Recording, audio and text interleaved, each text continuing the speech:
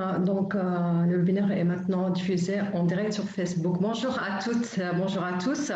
Dans le cadre de notre programmation Décembre Ensemble, les journées solidaires, l'Institut français de Tunisie, en collaboration avec le LABES, a le plaisir de vous proposer cette rencontre portant sur l'économie sociale et solidaire.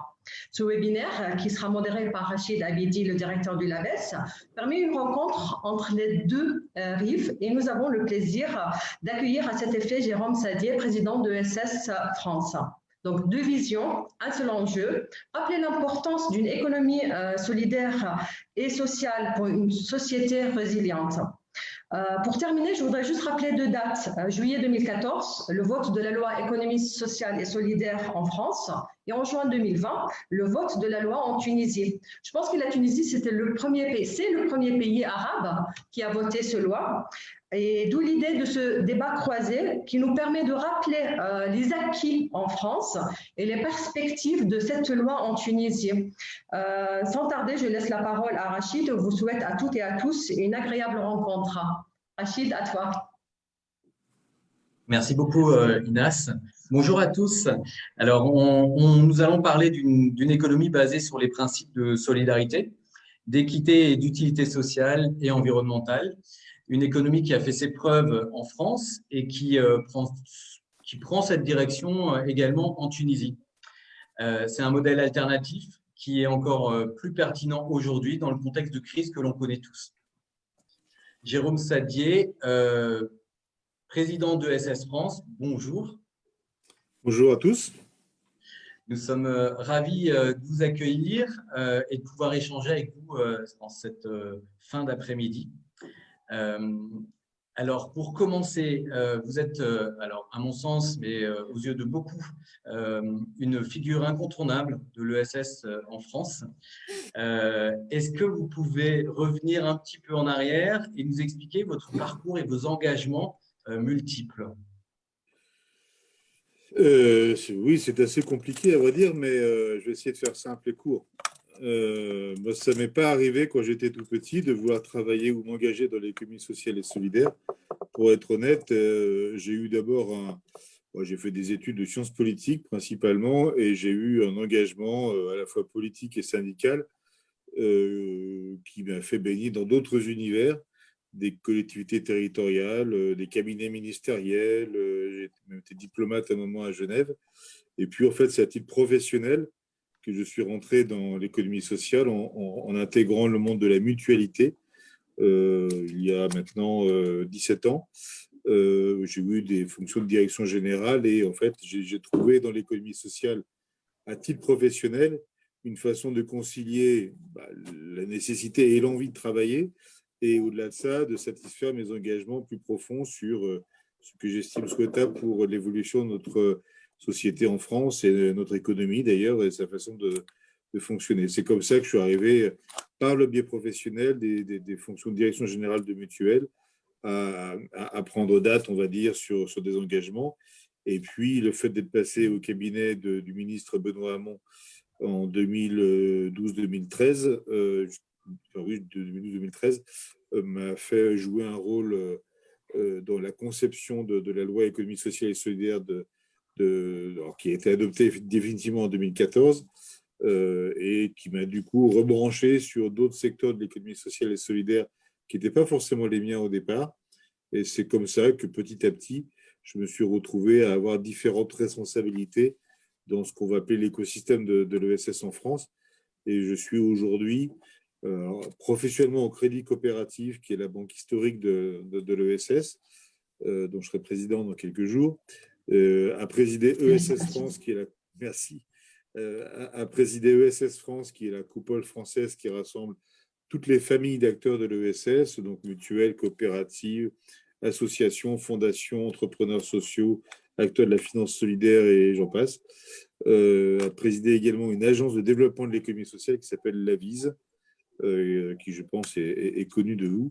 Et puis j'ai aussi un mandat d'une mutuelle d'assurance dans quelques associations, think tank de l'économie sociale. Voilà. D'accord.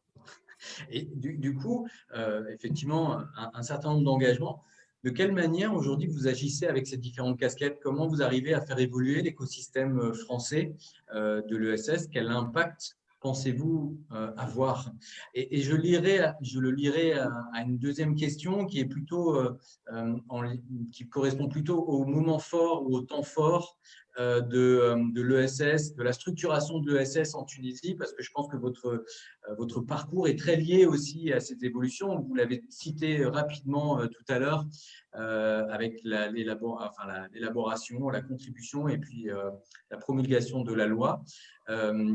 Comment vous agissez aujourd'hui? Quel impact vous avez? Et puis si vous pouvez nous parler un petit peu des moments forts de la structuration de l'ESS sur ces 20 dernières années, ce qui vous paraît être les moments forts.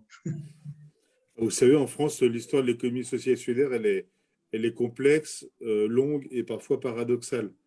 D'abord, elle est longue, parce qu'en fait, les premières formes d'économie sociale, on pourrait remonter quasiment au Moyen-Âge, en fait, avec les premières corporations.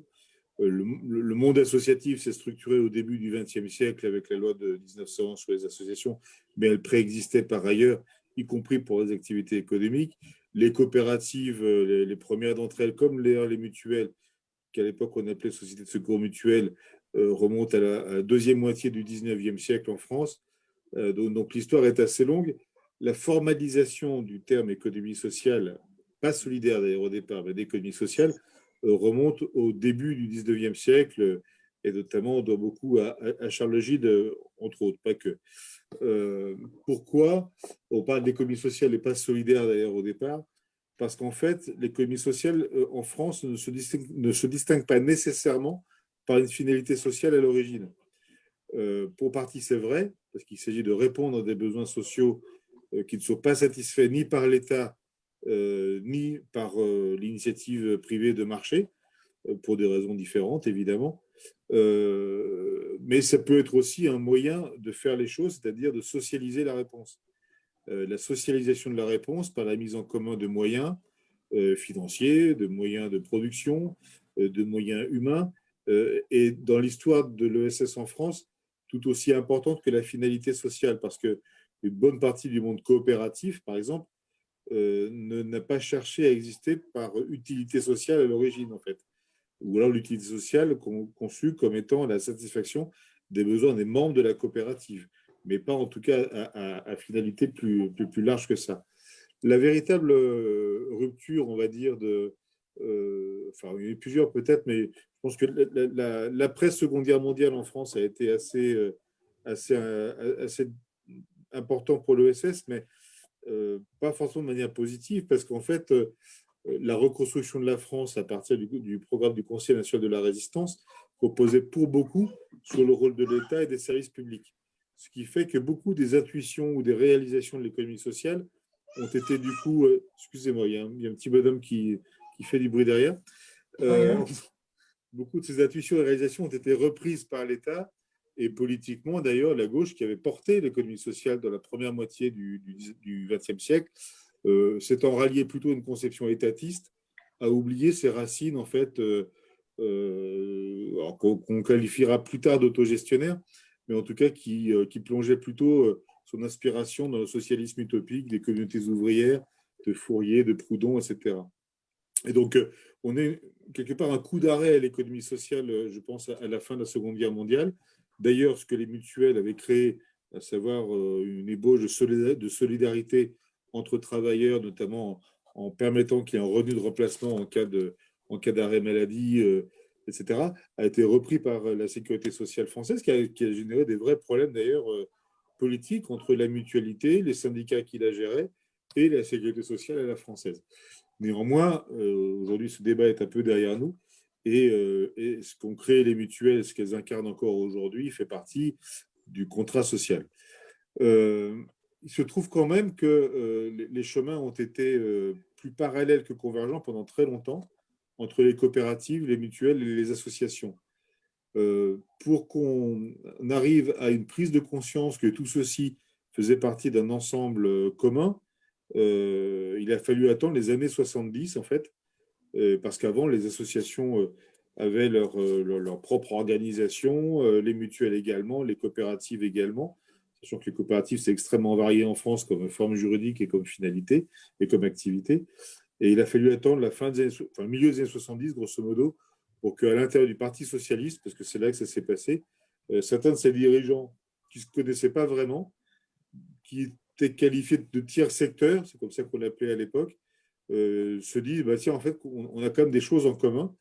Et dans le sillage notamment de Michel Rocard, ont décidé de reprendre le terme d'économie sociale pour caractériser le point commun à toutes ces activités. La socialisation de la réponse, une forme d'autogestion qui plaisait plutôt aux amis de Michel Rocard à l'époque, en tout cas dans l'indépendance à l'égard de l'État et du marché, et puis une finalité également qui était de nature aussi sociale que politique à l'époque.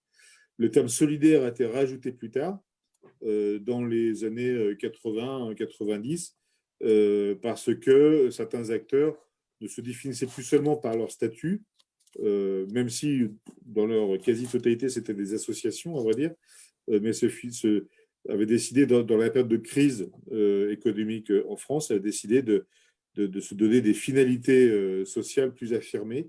Et donc on a eu l'économie solidaire qui s'est développée. Et la dernière branche, c'est l'entrepreneuriat social ou solidaire, qui, lui, a totalement fait abstraction de la question de la forme juridique, même si là aussi, la plupart du temps, ce sont des associations, mais a privilégié la finalité. Ce qui fait que, et j'en finis par là, l'histoire de l'ESS en France est une agrégation progressive, en fait, d'acteurs et de familles, avec un élargissement progressif.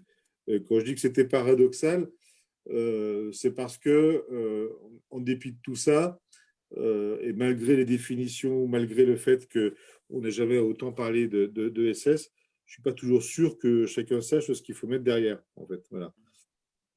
Et enfin, c'est paradoxal et en même temps, une formule en France qu'on utilise parfois qui vient d'un cardinal du XVIIe siècle, XVIIIe, je ne sais plus, 17e, qui disait qu'on ne sort de l'ambiguïté qu'à son propre détriment. Bah, je suis plutôt convaincu par ailleurs. Et effectivement, tout le monde trouve que c'est plutôt sympathique que l'économie sociale et solidaire, même si c'est un merveilleux oxymore. Je pense qu'il faut qu'on arrive à faire avec cette ambiguïté ou cette situation paradoxale. D'accord. Et du coup, avec justement vos différentes casquettes, comment vous pensez pouvoir peser sur cette économie sociale et solidaire et tout ce que ça comprend finalement aujourd'hui? Alors, il y a plusieurs types d'enjeux en fait. La loi de 2014 en a résolu un principal qui était la reconnaissance de l'ESS à part entière dans les politiques publiques. Je crois que c'est son principal intérêt. Ce n'est pas le seul. En tout cas, c'était ce que souhaitaient les acteurs en premier lieu. Ils voulaient une loi de reconnaissance. Il y avait une loi sur les associations, une loi sur les mutuelles, une loi sur les coopératives, mais il n'y avait pas de loi sur l'économie sociale. Donc cette loi permet une forme de reconnaissance. Elle organise la relation avec les pouvoirs publics au niveau national. Elle donne des définitions utiles et elle permet de structurer un peu l'écosystème. Après, il y a d'autres choses dans la loi qui sont tout à fait pertinentes et stratégiques aujourd'hui, mais ça va forcément… On y reviendra justement sur la loi un peu plus tard. Mais ça ne suffit sans doute pas. Aujourd'hui, l'écosystème de l'ESS en France, il est malheureusement encore un peu trop dispersé, mais c'est le fruit de l'histoire, hein. C'est pas en soi grave. C'est juste que, notamment dans un contexte de crise comme celui qu'on est en train de vivre assez durement dans l'ESS, c'est d'ailleurs assez nouveau que l'ESS subisse une crise, parce que jusqu'à présent, elle était plutôt épargnée. Du coup, là, on voit que le fait d'avoir une superposition dans l'écosystème d'acteurs territoriaux, d'acteurs statutaires, d'acteurs nationaux, d'acteurs comment dire, qui se définissent en fonction de leurs activités. Si je suis plus clair, il y a les têtes de réseau national, le mouvement associatif par exemple, mais lequel va avoir également une antenne régionale, le mouvement associatif régional. On va avoir des chambres régionales de l'économie sociale et solidaire. On a des structures nationales. On a l'AVIS qui est une agence de développement. Et en fait, cet écosystème est foisonnant. Quand les choses deviennent compliquées comme en ce moment, le fait qu'il soit un peu mieux organisé ne serait pas anodin. Voilà.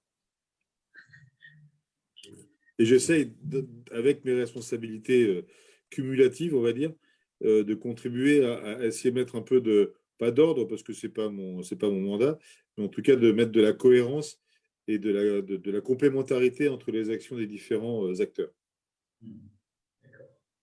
C'est vrai que la crise de toute façon, que ce soit pour l'économie sociale et solidaire ou d'autres secteurs, a mis en avant beaucoup de limites pour d'autres également. Et donc, sur l'ESS, vous estimez qu'aujourd'hui, l'idée d'aller vers plus de structuration, peut-être un peu plus d'organisation, permettrait de mieux répondre, d'être plus résiliente à terme pour de nouvelles crises éventuelles ou pour permettre un autre changement d'échelle finalement? Vous savez, l'ESS en France, ça se caractérise à la fois par des acteurs très anciens, de plusieurs dizaines, voire même de plus de 100 ans. Et donc, ils ont accumulé de l'expérience de leurs activités. Parfois même, ils ont été les créateurs des activités en France. Ça, c'est le cas dans le monde de l'assurance, de la banque, dans l'agriculture. Certaines structures de l'ESS font tellement partie du paysage que tout le monde oublie d'ailleurs que c'est de l'économie sociale. Et puis, c'est pas grave, en fait. C'est pas nécessairement grave. Par contre, c'est chacun dans son couloir. Donc, il y a ces acteurs très installés qui ont souvent les moyens de résister à la crise, etc. Et puis, il y a toute la dimension entrepreneuriale qui est de plus en plus importante aujourd'hui. Alors, elle reste dans l'ESS en France très marginale, à vrai dire. Mais néanmoins, c'est aussi là que les choses se passent. C'est là qu'on essaie de répondre à des logiques un peu nouvelles, différentes, et qui appellent, à fortiori dans un contexte différent de ce ce qui était il y a 20 ou 30 ans, qui appellent aujourd'hui à des collaborations d'un nouveau type, qui appellent à des levées de fonds qui sont plus ambitieuses également, et qui appellent à repenser les modèles économiques, parce qu'en fait, la plupart de nos structures de l'ESS, évidemment, elles se caractérisent par le fait qu'elles n'ont pas d'autres fonds propres que ce que leurs adhérents, bénéficiaires, clients leur ont apporté au fil des années. Et leur capitalisation, pour dire un mot en fait, qui est impropre, parce que la plupart de ceux de l'ESS n'ont pas de capitalisation en tant que telle, c'est l'accumulation progressive de légers excédents d'activités qui ont permis d'avoir des réserves et un peu de solidité. On voit qu'aujourd'hui, dans un contexte de crise d'activité, et non pas de crise financière, parce que la crise n'est pas du tout financière. Aujourd'hui, même la finance se porte très, très bien, on va dire. Mais par contre, nos structures qui ont parfois que quelques mois de trésorerie parce que leur modèle faisait que l'idée n'étant pas d'accumuler des profits pour les mettre dans le capital, du coup, là, c'est un peu plus compliqué, effectivement. Beaucoup de structures de l'ESS n'avaient que 2-3 mois de trésorerie qui étaient adaptées à une situation normale, mais qui n'est pas adaptée à une situation de crise où l'activité est rendue impossible. Et donc, ça nous amène à devoir réfléchir avec les gros, avec les petits, avec les anciens, avec les émergents, en fonction des secteurs d'activité également, à la façon de mieux collaborer au sein de l'ESS pour renforcer les fonds propres de chacune de nos structures. D'accord. En tout cas, ce que j'entends aussi dans ce que vous venez de dire, c'est le temps long de l'organisation, de la structuration, ce qui parfois peut être frustrant en Tunisie, parce qu'on a la tête dans le guidon aujourd'hui, puisqu'on vient tout juste de voir une loi être votée. Mais voilà, ça faisait 4 ans, 5 ans qu'on l'attendait. C'était un projet qui est passé par énormément de stades. Mais finalement, si on relativise ou on regarde ce qui se passe ailleurs, c'est des temps, finalement, le temps tunisien est peut-être assez rapide. Et sinon, de toute façon, c'est des temps qu'il faut, en tout cas, il faut patienter, il faut avancer progressivement. Et c'est normal que ça prenne ce temps-là aussi. Alors que voilà, quand on est la tête dans le guidon, on aurait envie que ça aille plus vite d'un point de vue institutionnel notamment, ou d'un point de vue structuration, organisation des différents acteurs. Et là, dans ce que vous nous dites, on voit que ça remonte à quand même des décennies en arrière. Ça dépend des activités. On a aussi en France la tête dans le guidon et puis avec des vraies difficultés à faire émerger des solutions ESS dans certains secteurs d'activité.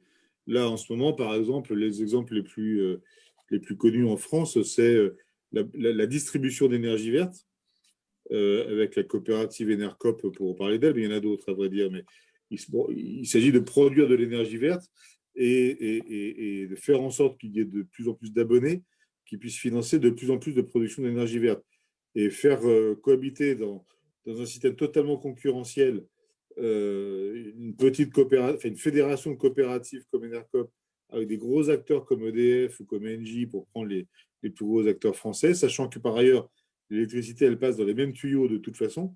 C'est évidemment pas simple, mais on les soutient à bout de bras. De la même façon, Railcoop, c'est une société coopérative d'intérêt collectif qui essaie de relancer des lignes ferroviaires abandonnées en France. Et autant vous dire que les autorités publiques du ministère des Transports, notamment, ou plus généralement du monde ferroviaire, rigolent un peu quand on leur dit qu'on va relancer des activités ferroviaires sous la forme coopérative. Bon, voilà, nous, là aussi, on a un peu la tête dans le guidon sur ce sujet-là. On aimerait que ça avance un peu plus vite. Voilà, mais en France, l'ESS fait cohabiter des activités très anciennes et qui ont été portées à l'origine par l'ESS, donc très installées dans le paysage, au point parfois d'ailleurs d'oublier que c'est de l'ESS, pour ses dirigeants eux-mêmes d'ailleurs, pour certains, et puis aussi des formes très émergentes sur des thématiques nouvelles.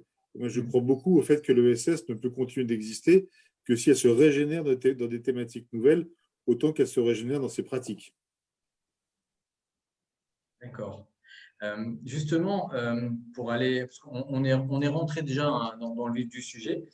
Pour ceux qui nous regardent et qui nous écoutent, j'avais envie de reprendre la définition qui figure notamment sur le site de l'AVIS, la définition de l'ESS en France, qui dit donc que l'économie sociale et solidaire regroupe un ensemble de structures qui cherchent à concilier utilité sociale, performance économique et gouvernance démocratique, avec pour ambition de créer des emplois et de développer une plus grande cohésion sociale. Concrètement, en France, c'est qui, c'est quoi, c'est plutôt, voilà, c'est qui? Si vous avez des exemples, des modèles de réussite, des success stories, comme on peut les appeler parfois, qui nous permettent de mieux comprendre ce qu'est un acteur de l'ESS, un acteur de terrain de l'économie sociale et solidaire. Est-ce que vous avez un ou deux exemples, Jérôme? Alors, la définition de la vie, ce n'est pas la définition juridique, hein, c'est une définition de Non, manière c'est vrai. à se faire comprendre du grand public, parce que la définition de la loi est de nature juridique et pas très sexy, à vrai dire. Mais on n'a pas pu faire beaucoup mieux à l'époque, parce qu'on a une institution en France qui s'appelle le Conseil d'État et qui nous rappelle assez régulièrement que quand on fait la loi, c'est pour faire du droit et pas pour faire autre chose. Donc il y a une définition juridique en bonne et due forme. Mais ça regroupe tellement d'activités différentes en France que évidemment que ça peut être illustré par des acteurs là aussi qui n'ont rien à voir. Mais j'y parce que insiste. je rappelle quand même qu'en France, c'est 10% du PIB, du PIB, et c'est plus de 2 300 000 salariés. L'économie sociale et solidaire, donc ça recouvre une diversité d'acteurs. Oui, alors moi, j'aime pas trop parler du pourcentage du PIB parce que je suis persuadé que la façon dont nos structures, entreprises, associations, etc., créent de la valeur ne peut pas se résumer à la notion de PIB qui est par ailleurs, je pense, assez contestable, même sans parler de l'ESS, à vrai dire. Mais bon, je pense que ce qui caractérise les entreprises de l'ESS, c'est que ce sont des sociétés de personnes, donc de personnes au pluriel, hein, donc qui motivent un engagement de bénévoles, de bénéficiaires, de salariés, etc. Et je pense que la somme des interactions dans ces engagements va bien au-delà de la mesure de la valeur telle qu'on la conçoit par le PIB. Mais bon, je fais cette parenthèse. C'est un peu plus juste de dire que ça pèse 13% des emplois privés, ce qui n'est pas neutre, mais évidemment que le 13% des emplois privés, ça recouvre des réalités extrêmement différentes. Il y a dans tout ça, de mémoire, 700 000 emplois qui sont dans le monde associatif. C'est, je pense, c'est sûr même, c'est le plus gros bataillon, on va dire, d'emploi de l'ESS, c'est dans le monde associatif. Les associations employeuses qui sont la plupart du temps des petites structures. Il y a évidemment des très grosses structures employeuses dans le monde associatif, mais la plupart d'entre elles ont en moyenne 5 salariés, pas beaucoup plus, à vrai dire. C'est ce qui fait masse. Après, il y a, en fonction des activités, des très gros acteurs de l'ESS qui sont aussi bien, et je vais vous citer rapidement des exemples, mais dans le tourisme social en France, avec des organismes qui gèrent des établissements de vacances, que ce soit pour enfants ou pour adultes. Il y a le monde de la culture qui est quand même très largement, qui appartient très largement au monde de l'ESS parce que ce sont beaucoup d'associations qui gèrent des activités culturelles, y compris des théâtres, etc. Il y a dans le monde, vous allez voir, ça n'a strictement rien à voir, dans le monde de la distribution, enfin de la grande distribution, des acteurs qui sont très connus, mais pas connus comme étant des acteurs de l'ESS, parce qu'ils appartiennent à la famille des coopératives d'entreprise, les centres Leclerc, Intermarché, Système U, les opticiens Chris, les agences de voyage Fram, les magasins Intersport. Oui, je pourrais continuer, hein, les marques de bijoux.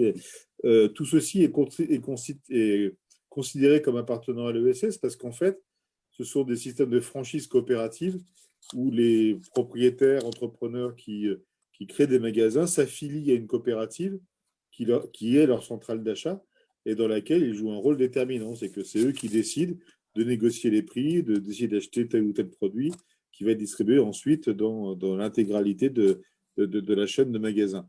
Mais il y a aussi tout le monde du sanitaire et social à but non lucratif en France. L'alternative à l'hôpital public ou aux cliniques privées pèse extrêmement lourd en France. Des hôpitaux mutualistes, des cliniques, des centres de santé, des centres dentaires, des centres optiques. Ça pèse extrêmement lourd dans le paysage sanitaire français. Et puis, il y a évidemment les banques coopératives qui sont les leaders du marché français, que ce soit les banques populaires, le crédit coopératif, les caisses d'épargne, le crédit mutuel, le crédit agricole. C'est eux qui sont dominants sur le marché bancaire français.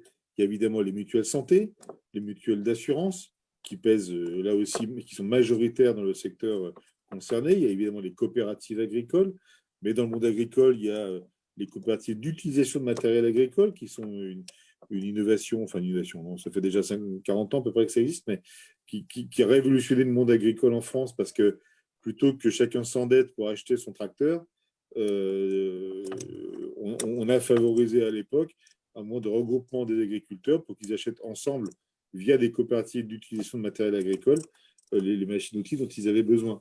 Ça leur évitait de s'endetter trop lourdement auprès du crédit agricole au passage. Mais après, il y a des coopératives aujourd'hui d'artisans qui fonctionnent très très bien. Il y a des coopératives qui existent dans le monde des médias ou des fondations d'ailleurs qui reprennent des journaux. Le journal Libération va être repris sous forme de fondation après que Mediapart se soit transformé également. Voilà, enfin, on est dans tellement de secteurs d'activité différents.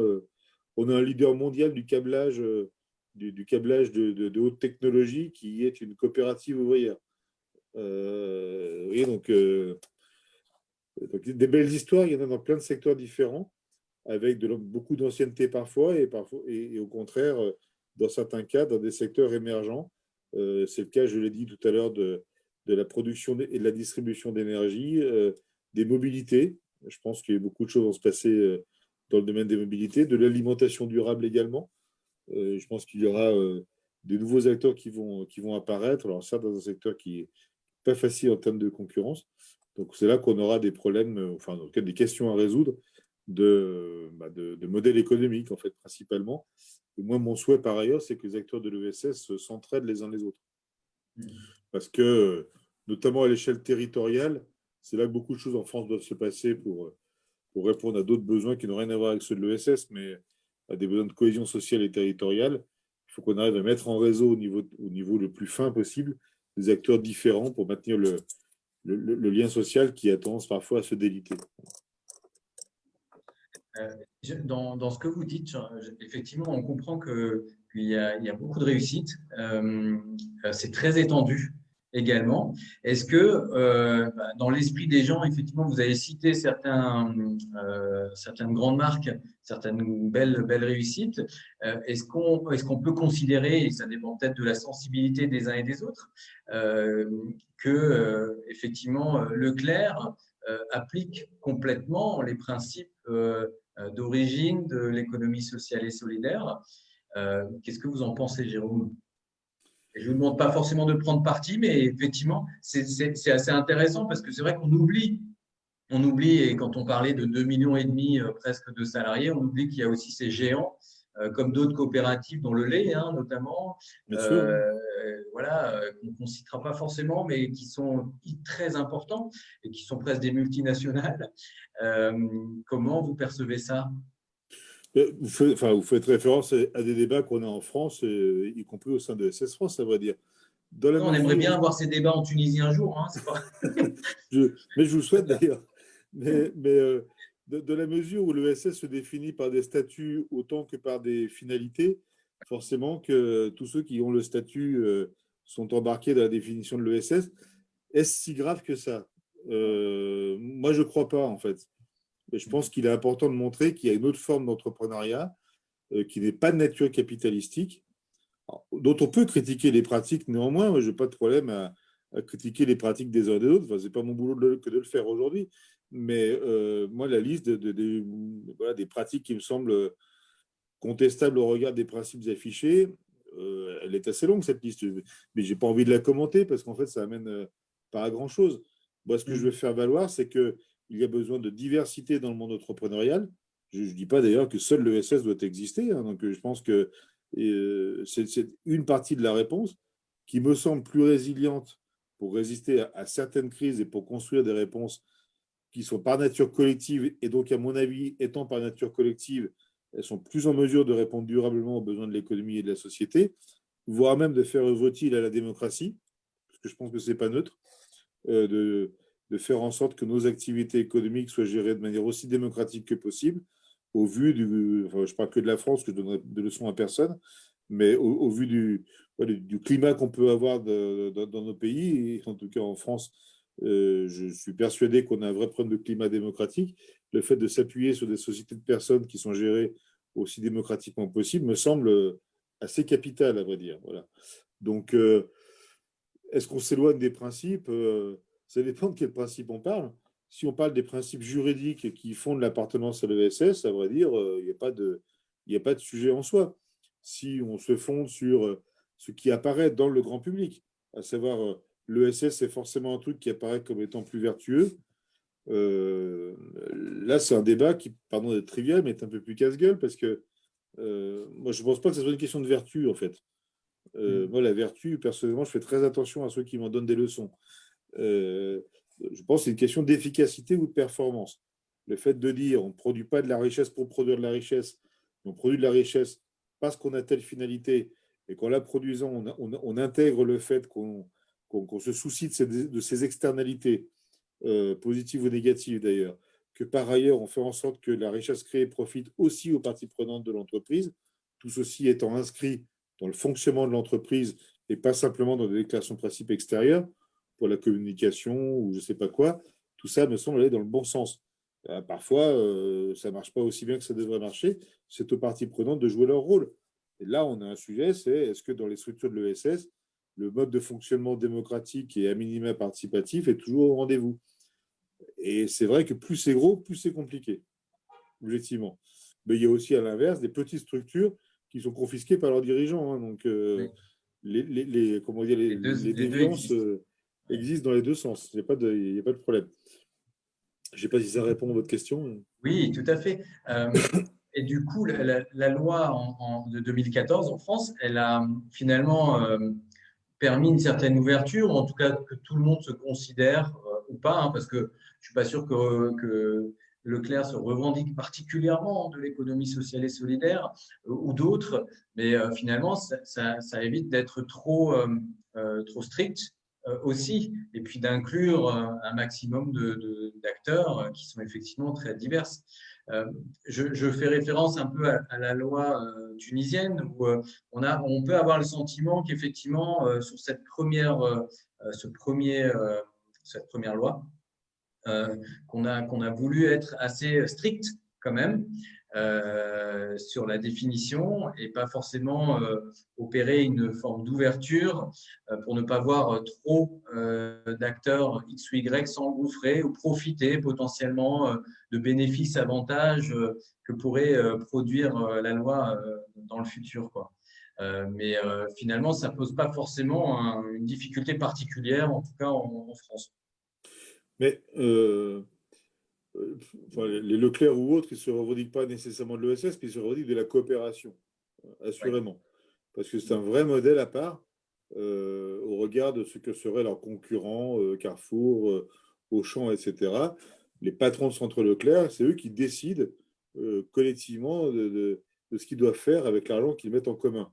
C'est un principe coopératif qui me semble incontestable.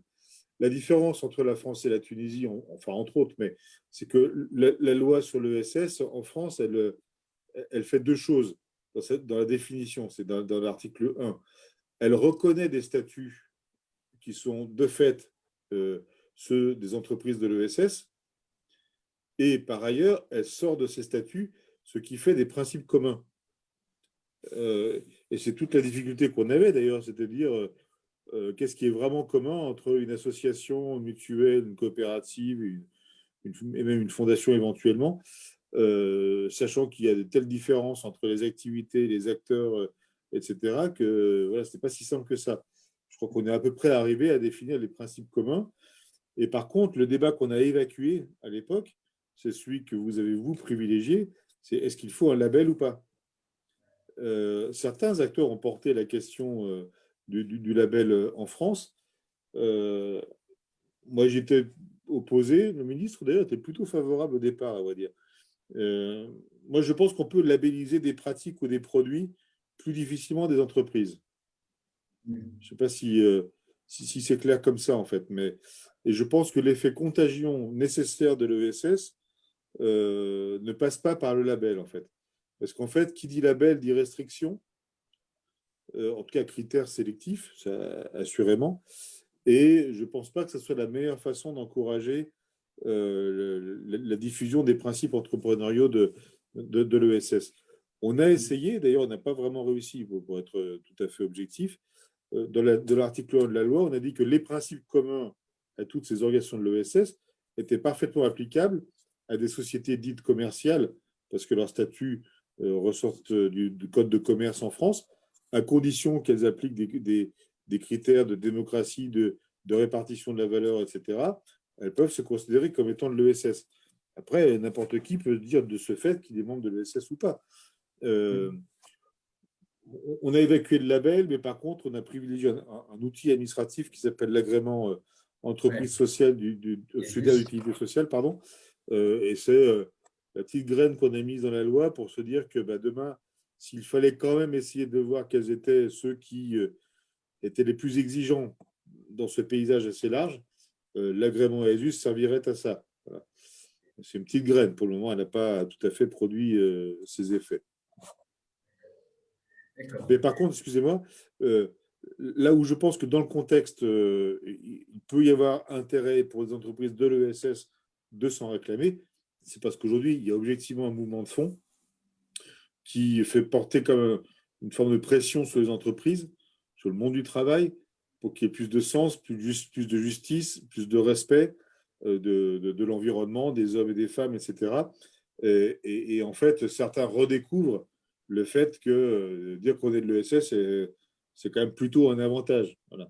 Après, c'est comme en amour, hein. Il vaut mieux avoir des preuves d'amour que des mots d'amour, mais néanmoins, je pense qu'il y a une forme de résurgence de la notion de l'ESS, y compris chez ceux qui, dans l'ESS, l'avaient un peu oublié. Je vais justement revenir sur la loi tunisienne qui a été votée au mois de juin, promulguée par le président tunisien. Donc, c'est la loi qui est relative à l'ESS et qui a effectivement pour objectif de définir le secteur en Tunisie.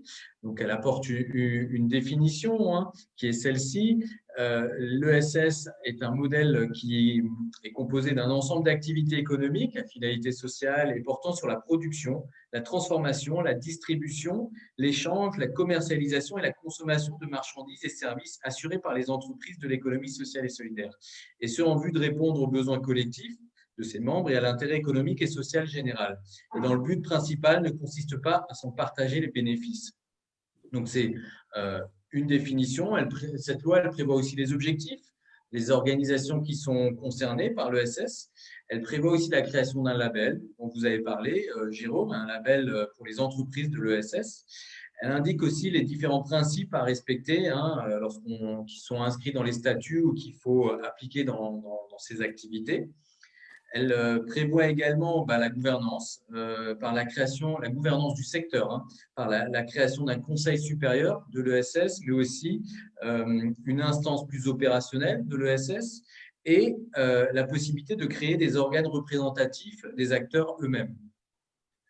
Elle prévoit les questions d'inscription, de suivi des données et la création d'un compte satellite également, parce qu'aujourd'hui, on n'a pas d'éléments chiffrés sur le secteur, donc c'est quand même important également. Et enfin, on peut lire dans la loi les avantages, les incitations, les aides qui pourraient être accordées aux entreprises de l'ESS. On attend maintenant les décrets d'application sur plusieurs points, parce que pour le moment, il ne peut pas y avoir beaucoup de références à cette loi, on va dire. Donc ça, c'est en cours. Et on a, par exemple, sur le label, on avait indiqué dans la loi que 2 mois après sa promulgation, il y aurait un décret qui permettrait ensuite aux structures d'être labellisées. On est déjà 4 mois ou 5 mois après et ce label et ce décret n'ont pas encore vu le jour. Donc, on voit que ça va être un peu plus long que ce qu'on pensait quand même. Vous avez contribué à l'élaboration de la loi auprès du ministre Benoît Hamon. Est-ce que vous percevez des différences notables? Est-ce qu'il y a des choses que l'on a peut-être ratées ou des éléments qui sont assez précurseurs? Vous voulez, dans la loi entre la loi tunisienne et puis la loi française?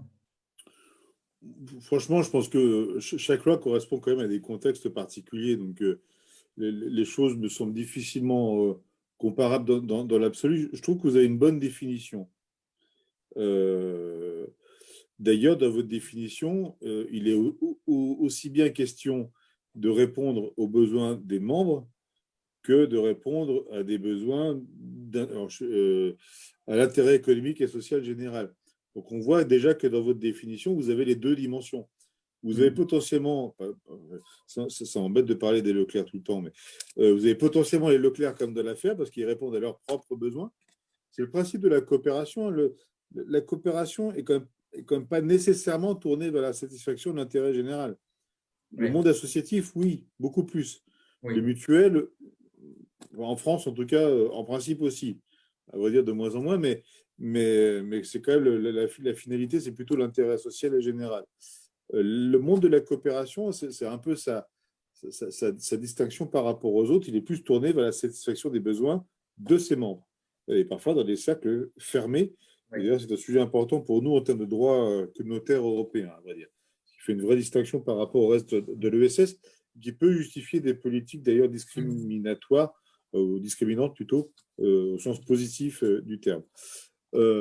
Non, les deux lois ne sont pas comparables par définition au vu des histoires différentes, des activités différentes dans lesquelles l'ESS est implanté. Ce qui me semble important, mais vous en avez mis, je crois, les germes dans cette loi, c'est d'abord de bien savoir de quoi l'on parle. Et le fait que vous ayez, vous, la perspective d'un compte satellite, alors que nous, en France, on ne l'a pas, est, je pense, déjà quelque chose de très important. Le fait de structurer un écosystème dès le départ qui essaie de travailler de manière collective, enfin, je suppose que c'est l'ambition, est aussi, je pense, un point fort. Le fait d'avoir mis dans la loi des dispositifs très favorables à la commande publique me semble aussi extrêmement important parce que je crois qu'il y a d'ailleurs des exemples très récents. Hein. Le levier de la commande publique est extrêmement important. Il y a une expérience en Grande-Bretagne qui s'appelle le modèle de Preston, d'ailleurs, où dans une cité de quelques milliers, une dizaine de milliers d'habitants, je ne sais plus, du nord de l'Angleterre, ravagée par la crise économique, industrielle, sociale, etc., l'équipe municipale de la ville a décidé qu'elle passerait désormais, enfin, le levier de transformation sociale passerait par la commande publique et que la commande publique favoriserait des réponses qui sont à peu près celles de l'économie sociale, grosso modo. Et en fait, il y a eu un effet démultiplicateur en termes de cohésion qui va au-delà de la satisfaction du besoin économique et social. Et je pense qu'il y a vraiment un levier qui est très important, et ce qui peut d'ailleurs rendre utile le label, pour le coup, effectivement. Là, je comprends bien le rapport qu'il peut y avoir entre les deux. Le problème, c'est qu'en France, le droit qui s'applique au marché public, il est de nature très européenne et qu'on a moins de liberté, on va dire, même avec un label, pour donner la priorité ou la primauté à l'ESS. Mais je pense que pour vous, c'est effectivement très intéressant d'avoir mis ça dans la loi. Encore faut-il d'ailleurs effectivement que ça s'applique. Après, dans l'expérience française, il y a la question de la structuration régionale qui n'est pas neutre. Nous, les chambres régionales de l'économie sociale et solidaire jouent un rôle quand même important au niveau territorial. D'abord dans l'interlocution avec les conseils régionaux, qui, eux, ont fait de l'ESS la plupart du temps une priorité de développement économique. Donc, il y a au niveau territorial un acteur qui permet d'avoir cette interlocution avec les conseillers régionaux.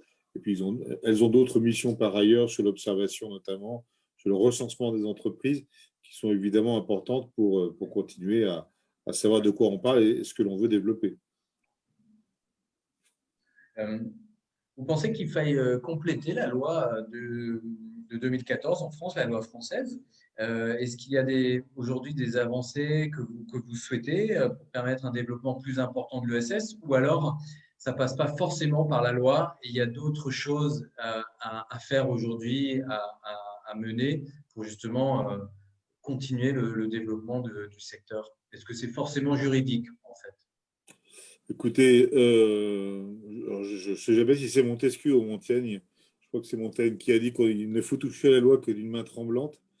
La loi n'est pas parfaite, c'est sûr et certain. En même temps, est-ce qu'il y a vraiment besoin de la retoucher pour faire progresser les choses? J'en suis pas plus convaincu, en fait. On a en principe une évaluation nécessaire de cette loi qui devrait être faite. Bon, enfin, elle aurait déjà dû être faite, à vrai dire, mais elle n'a toujours pas été. Peut-être que ça sera dans une autre période politique. Je pense qu'il faut le faire.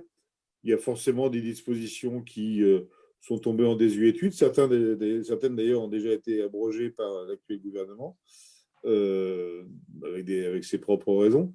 Donc non, je ne pense pas que de manière générale, on ait besoin de passer par la loi pour faire évoluer les choses.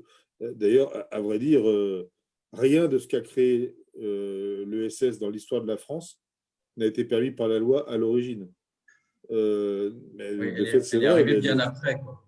La normalisation, on va dire, juridique est arrivée après les activités. Les sociétés de secours mutuels se sont créées avant même de savoir s'il y avait un statut qui encadrait les sociétés de secours mutuels. C'est venu assez vite, à vrai dire. Hein. C'est Napoléon III qui s'est dit oulala, c'est quand même dangereux que tous ces ouvriers et artisans s'organisent pour se venir en aide, etc. Et c'est lui qui a imposé, en 1853 de mémoire, une loi sur les mutuelles parce qu'il voulait absolument régenter tout ça de peur que ça lui échappe. Donc, ce n'est pas une loi très libérale au départ, hein, c'est une loi de contrôle. Et pareil, les premières coopératives ouvrières n'avaient pas besoin d'un statut sur les coopératives qui aurait été fixé par une loi. Ils ont créé ce dont ils avaient besoin. Et assez souvent, l'histoire de l'ESS, elle est là, hein, elle est précurseur parce qu'elle essaie de trouver des réponses immédiates à des besoins qui se font sentir. Et après, il y a besoin parfois d'une assise juridique. Prenons Emmaüs, par exemple, qui tient une place non négligeable dans le monde de la solidarité en France. Emmaüs, vous connaissez l'intuition de l'abbé Pierre, les communautés Emmaüs, etc. Les compagnons Emmaüs, pendant très longtemps, ils n'ont pas eu de statut. Au bout de je ne sais plus combien d'années maintenant, Emmaüs a réussi à faire voter dans la loi un statut spécifique pour les compagnons Emmaüs, en fait, qui organisent leur relation à la communauté, les protections dont ils peuvent bénéficier, etc. En quoi ils sont des travailleurs ou pas, ce qui n'est pas neutre par rapport au droit social. Enfin bref. Donc voilà, la plupart du temps, l'ESS, elle défriche, et après, la loi vient encadrer tout ça. Alors, c'est plus ou moins vrai maintenant selon les activités. Il y a des activités qui sont extrêmement normées et régulées. Tout ce qui est dans le monde de la finance, notamment l'assurance, la banque, aujourd'hui, c'est très régulé par ailleurs. Du coup, pas forcément un passage par le juridique, mais alors je crois savoir que récemment, et ça fait suite à la première vague de Covid en mars-avril, vous avez parlé de compléter la définition actuelle de l'ESS par une déclaration plus politique. Qu'est-ce que vous vouliez dire par là? Et c'était notamment dans le cadre de ce que vous avez lancé récemment, la plateforme qui s'appelle La République de l'ESS. Qu'est-ce que vous vouliez dire par plus politique? Quel est le message? En quelques mots, l'intuition m'est venue au départ et nous est venue ensuite au moment du premier confinement que nous avons connu à partir de la moitié du mois de mars, parce qu'il y avait cette espèce de sidération de tout le monde en France, hein, sur ce qui nous arrivait. Alors, non seulement le fait d'être confiné, de changer nos habitudes, la menace de la maladie, etc., mais cette forme de sidération quant au fait de se retrouver vulnérable. Parce qu'on était dépendant du reste du monde pour avoir des masques. On n'avait ni masque ni vaccin.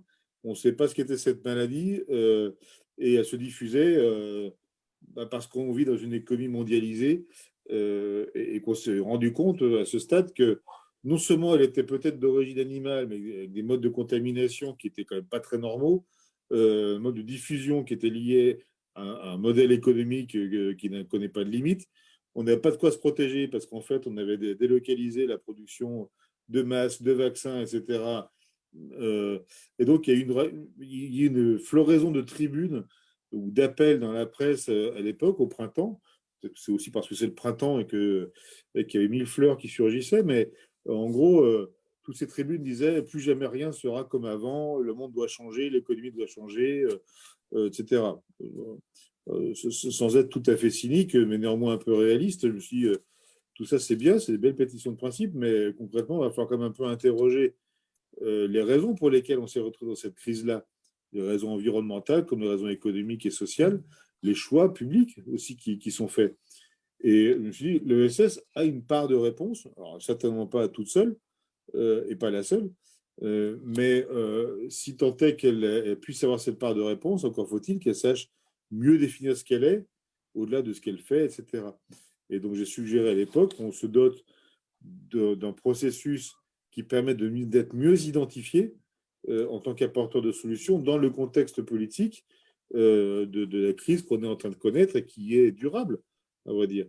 Parce que il y a quelques fondamentaux de notre société, je ne parle que de la France, mais il y a des acteurs qui font partie du paysage depuis des dizaines d'années qui risquent de disparaître dans le monde de la culture, du sport, du tourisme, de l'éducation populaire.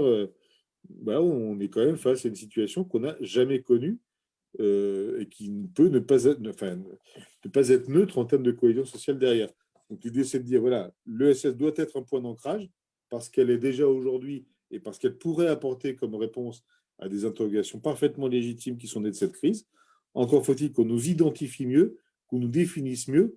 L'acronyme ESS, il est sympa, mais enfin, il n'est pas toujours très signifiant.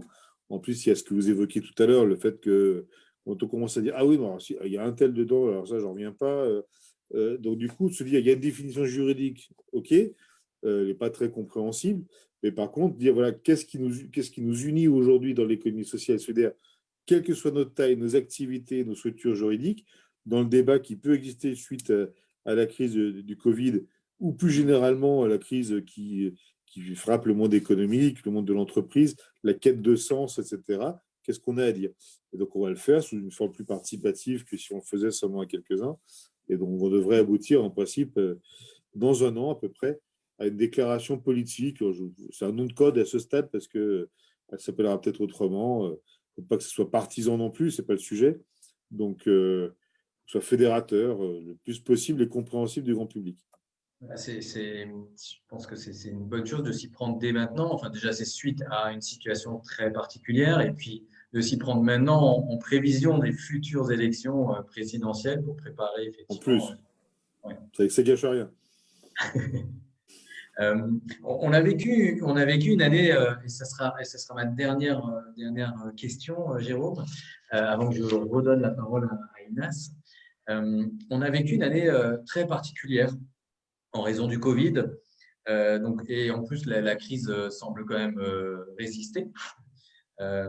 Et est-ce que vous voyez plutôt les pays européens se refermer sur eux-mêmes justement pour régler toutes ces difficultés qui existent aujourd'hui, qui existaient et qui sont accentuées par la crise, les difficultés sociales, économiques, environnementales, ou alors, et par voie de conséquence, les acteurs de l'ESS aussi, hein, ou alors, est-ce qu'on imagine plutôt des passerelles, des synergies, des coopérations entre pays, et notamment avec la Tunisie? Est-ce qu'elles sont plutôt encouragées, nécessaires?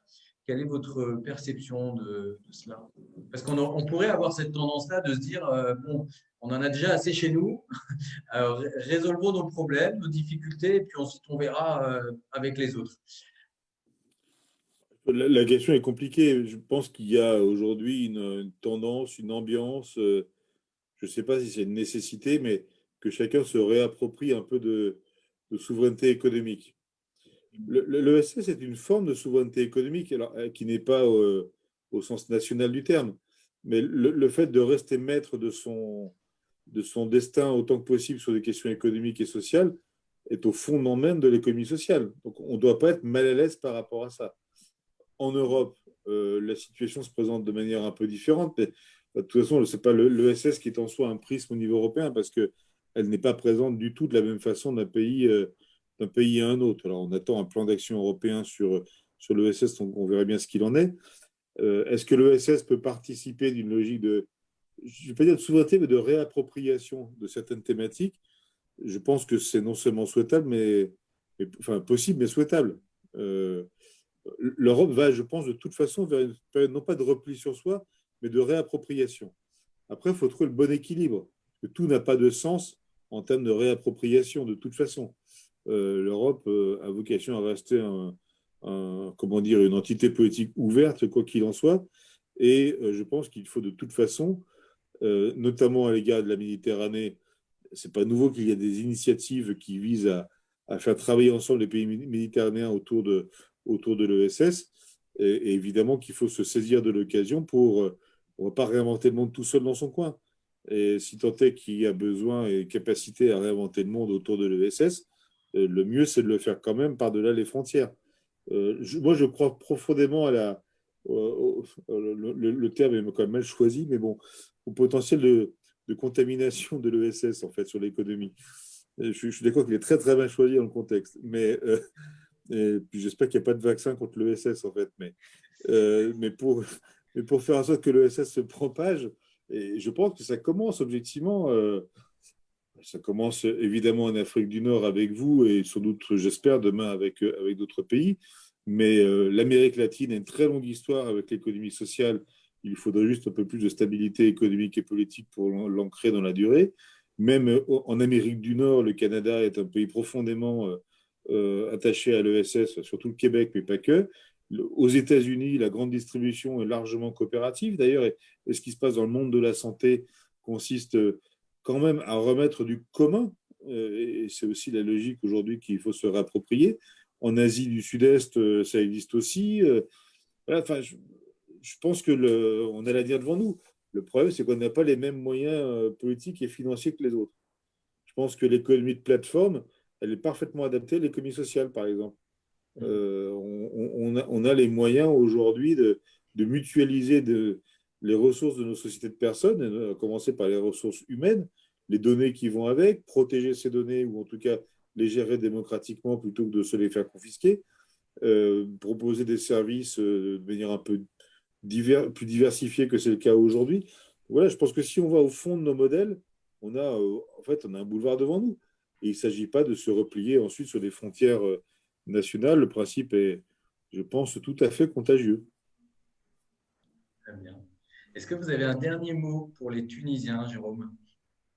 Écoutez, je suis d'abord ravi de l'invitation qui m'a été faite. J'aurais préféré que ça se fasse en direct. Exactement. Nous aussi, on aurait préféré que vous soyez avec nous ici à Tunis. Ça, c'est la vie. Bon, c'est pas définitif. Hein. On y arrive peut-être un jour. Non, je suis vraiment. Je ne sais même pas trouver le bon adjectif, en fait. Mais le fait que, finalement, on est dans un club très fermé, des pays qui ont une loi sur l'ESS.